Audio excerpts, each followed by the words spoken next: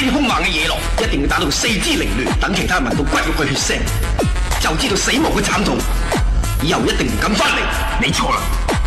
野狼雖然侵犯我哋五台山嘅菜園，但我哋出家人有好生之德。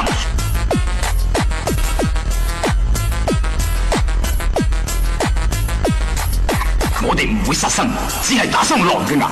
你咁仲係唔啱，你哋只係打傷狼嘅牙，唔去殺死佢哋。啲狼恢復元氣之後，就會聯群結隊嚟侵犯你哋五台山。